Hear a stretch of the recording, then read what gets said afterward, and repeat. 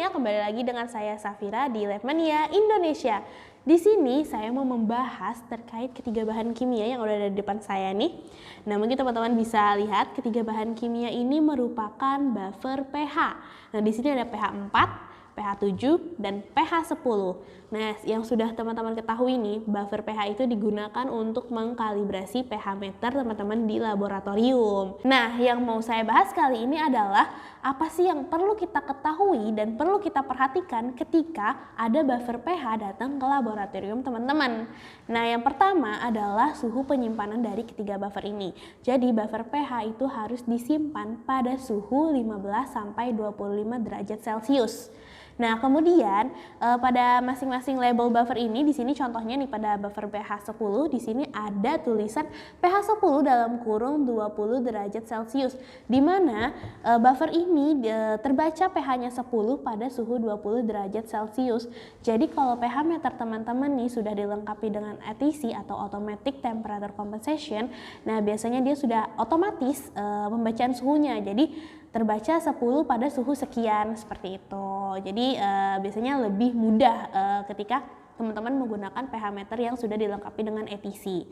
Nah, selain itu yang perlu kita ketahui adalah kedua nomor penting dari buffer-buffer atau bahan-bahan kimia yang ada di laboratorium kita. Yang pertama adalah katalog number. Nah, di sini di setiap label dari masing-masing pH ini ada katalog numbernya. Yang kedua adalah lot number. Nah, apa sih kedua fungsi dari kedua nomor ini? Yang pertama katalog number dan juga lot number, ini dia berguna untuk kita mencari SDS dan COA dari buffer yang akan kita gunakan. Nah, dari SDS dan COA itu kita bisa tahu bahaya apa saja sih dan APD apa saja yang perlu kita gunakan saat menggunakan buffer pH ini. Nah, caranya gimana untuk kita mendapatkan SDS dan COA itu? Berikut saya akan tunjukkan caranya. Nah, teman-teman, pertama buka browser dari aplikasi smartphone teman-teman, atau boleh juga langsung buka browser di PC atau laptop teman-teman. Nah, kemudian ketikkan SDS Merck. Kenapa SDS Merck? Karena saat ini brand yang kita gunakan adalah brand dari Merck, jadi kita harus buka websitenya untuk mendapatkan SDS dan COA dari bahan kimia yang ingin kita ketahui. Nah, di sini sudah ada websitenya, ada www.merckmilipore.com, langsung kita klik. Nah, di sini akan muncul tampilan websitenya seperti ini, teman-teman. Nah, di sini ada kolom di mana ini adalah tempat kita untuk mengetikkan nomor katalog dari bahan kimia yang ingin kita ketahui, SDS dan COA-nya. Jadi teman-teman langsung ketikkan nomor katalognya. Tadi seperti yang sudah saya infokan, nomor katalognya tertera di label botolnya. Posisinya ada di mana itu tadi sudah saya tunjukkan. Jadi teman-teman langsung ketikkan nomor katalog dari buffer pH 10 ya ini teman-teman, karena saat ini yang mau saya ketahui adalah SDS dan COA dari buffer pH 10. Oke, setelah diklik kita langsung search. Nah, di sini akan muncul tampilan seperti ini, jadi sudah otomatis. Nah, ini adalah terkait buffer pH 10 teman-teman. Di sini teman-teman bisa zoom tampilannya. Nah, di sini teman-teman bisa cari SDS, technical information, sertifikat, COA, dan application note. Nah, tinggal teman-teman pilih apa yang mau teman-teman ketahui. Di sini saya ingin mengetahui terkait SDS, maka saya klik SDS. Maka akan munculkan tampilan seperti ini. Kemudian show document file, kita klik buka. Nah, kita akan diminta untuk mendownload SDS. Langsung kita download. Nah, nanti langsung kita buka dan dia sudah otomatis terdownload ke smartphone kita.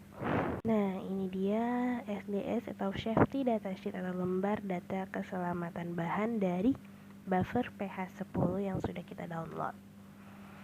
Nah, kita bisa scroll ke bawah, teman-teman bisa juga baca dari atas, banyak sekali informasi yang bisa didapatkan. Nah, ini di sini ada informasi terkait tindakan pertolongan pertama pada kecelakaan ketika kita menggunakan buffer pH 10. Di sini ada tindakan-tindakan pertama apa saja yang harus kita lakukan ketika kita tidak sengaja menghirup, kemudian terjadi kontak dengan kulit, kemudian setelah tertelan apa saja yang harus kita lakukan. Nah, itu ada petunjuknya.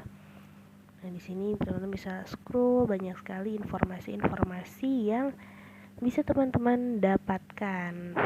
Nah, kemudian di sini ada yang terpenting, yaitu terkait APD atau alat pelindung diri yang harus kita gunakan ketika kita menggunakan buffer pH 10. Nah, di sini ada kacamata pengaman, terus kemudian ada sarung tangan. Nah, petunjuk sarung tangan yang harus digunakan seperti apa juga sudah ada di SDS ini, teman-teman. Jadi bahan yang harus digunakan, terus kemudian tebal sarung tangan dan waktu terobosannya seperti apa, ini ada semua di SDS. Jadi banyak sekali informasi yang bisa teman-teman dapatkan dari SDS ini. Jadi sebelum teman-teman menggunakan bahan kimia, teman-teman harus mendownload atau membaca SDS-nya terlebih dahulu agar ketika kita menggunakan bahan kimia tersebut kita bisa bekerja dengan aman dan meminimalisir kecelakaan yang mungkin saja terjadi dari penggunaan bahan kimia tersebut. Nah, selanjutnya kita cari tahu info terkait COA buffer pH 10. Nah, untuk mendownload COA-nya kita kembali lagi ke websitenya, website Merck ya teman-teman. Nah, langsung kita klik COA. Nah, di sini kita akan dimunculkan dengan tabel seperti ini.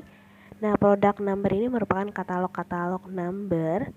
Nah, kita cocokkan tadi untuk buffer pH 10 katalog numbernya itu berapa, langsung kita cocokkan itu di tabel yang mana.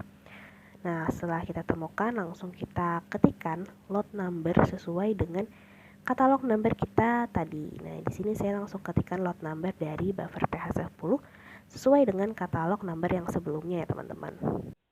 Nah, setelah teman-teman selesai mengetik lot numbernya, langsung klik go dan kita langsung diminta untuk mendownload COA dari buffer pH 10.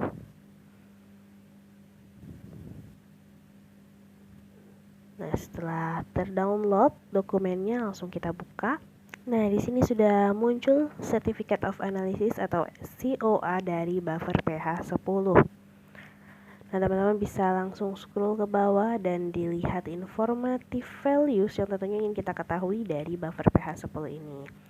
Nah, seperti itu cara mendapatkan MSDS dan COA. Ini khusus brand Merck ya, teman-teman. Nah, semoga apa yang tadi disampaikan bermanfaat dan menambah ilmu baru untuk teman-teman. Jangan lupa saksikan video Labmania berikutnya. Salam Labmania.